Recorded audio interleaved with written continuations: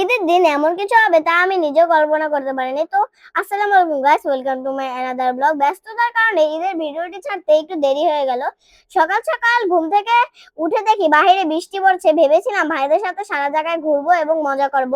তো আমাদের মন যেহেতু খারাপ হয়ে গিয়েছিল, মা আমাদের জন্য নুডলস রান্না করলো যেন আমাদের মন আবার ভালো হয়ে যায় সবার জন্য। তো দেখেন, বৃষ্টি দেখে এবং নুডলস খেতে মজাই একটা আলাদা। তো এখানে আমরা খাচ্ছিলাম আর গল্প করছিলাম সব ভাই বোনরা। খাওয়া দাওয়া শেষ করে ভেবেছিলাম সবার কাছ থেকে এখন সালাম দিয়ে সালামি নেব।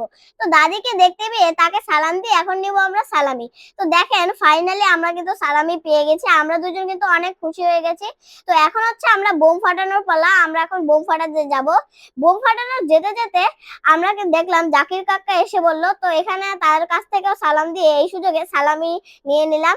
আমার সালামি আমরা অনেক টাকা ইনকাম করেছিলাম, কিন্তু আপনাদেরকে দেখাবো না কারণ নজর লাগতে পারে, অনেকেই খারাপ আছে। তো আমরা কি এখন বসে থাকবো? কাকে বললো যে চলো এখন এই কাদার মধ্যে যেতে হবে, আর বৃষ্টিও একটু থেমেছে। এখানে হচ্ছে জাবিয়া কাকের কোলে করে যাবে এবং আমরা সবাই হেঁটে হেঁটে যাব, আমি আর মা। তো এখানে আমাদের আস্তে আস্তে যাচ্ছি, নালে একটা ভয় ভয় ছিল মনের মধ্যে, যদি আমরা আছাড় খেয়ে পড়ে যাই তাহলে আমাদেরকে কে বাঁচাবে, বাঁচানোর মধ্যে কিন্তু কেউ নাই।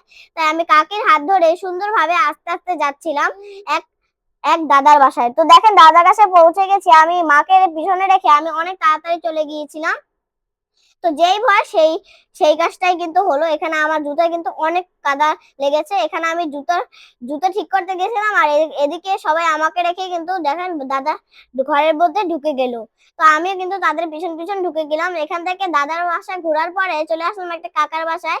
এখানে কাকার বাসায় আসতে না আসতে আমার একটা ভাইয়ের সাথে দেখা হলো। আমার ভাইয়ের সাথে তার সাথে একটা ছবি তুলে নিলাম। এখানে আমার একটা বোনের সাথে আমি ছবি তুলে নিই, যেহেতু ঈদের দিন ছবি তো তুলতেই হবে।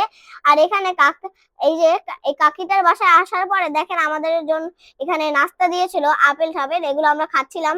আমার বোনটা শরবত দেখার পরে ডিমটাকে পাশে সরিয়ে রাখে শরবতটা খাওয়া শুরু করলো, কারণ জাবিয়ার শরবত অনেক পছন্দ। আর এখানে আমি আপেল খাওয়া শুরু করলাম। আস্তে না আস্তে কিন্তু আমরা খাবার দাবার খাওয়া শুরু করে দিলাম। যে এখানে এসেছি দেখেন হঠাৎ করে কারেন্টটা চলে গেল। ঈদের দিন যাদের বাসায় যাচ্ছি তারাই শুধু খাবার দিচ্ছে। আমাদের পেট যেহেতু ছোট, আমরা তো এত খাবার নিতে পারবো না, কিন্তু তারপরেও খাওয়া লাগবে কারণ সবাই খাবার দিচ্ছে এত কষ্ট করে, তারাও তো মনে কষ্ট পাবে। এখানে এসে বললাম আমার আরেকটা দাদার বাসায়। এখানে এইমাত্র আসলাম আমার হচ্ছে ছোট দাদার বাসায়। এখানে এসে দেখি ছোট দাদা আমাদের জন্য আগে থেকে একটা দোলনা বাঁধিয়ে রেখেছে। তো এখানে এসে আমরা দোল খাচ্ছিলাম। যেহেতু আমাদেরকে খাবার খেতে ডেকেছিল দাদা, কিন্তু আমার পেট তো অনেক ভরে গেছে তাই আমি খেতে পারিনি। এখানে দোল খাচ্ছিলাম এবং খাবার হজম করছিলাম, কারণ সামনে একটা বড় সড়ক খোলা।